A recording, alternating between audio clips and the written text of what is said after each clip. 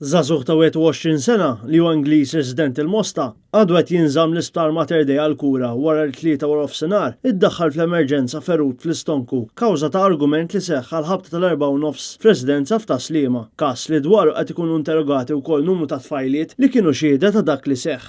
Kienu l-pulizija li lemħu lil żagħżugħ mixħut mal-art mimli dmija fi triq Locker waqt ronda tal-RIU meta dan infurmhom b'dak li ġara.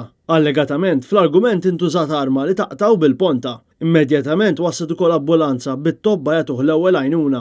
Min-naħa tagħha il-pulizija permezz tas-Supretendent Sandro Camilleri u l-Ispettur tad-Distrett Jessica Bezzina bdiet minnu fih bl-investigazzjoni li waslet għall-arrest ta' żagħżugħ ta' 14 sena li allegatament inżamm minn xi ħadd li kien fl-inħawi sakemm waslet il-pulizija. Iż-żewġ persuni ttieħdu l-isptar Mater Dei għall-kura. Biż-żagħżugħ Ingliż jiġi ċertifikat li sofra minn feriti gravi, tant li l-vittma kellu jiġi operat. Filwaqt li żagħżugħ ta' 14 sena kellu jingħata l-assistenza għal xokk, wara li anki dan safa ferut.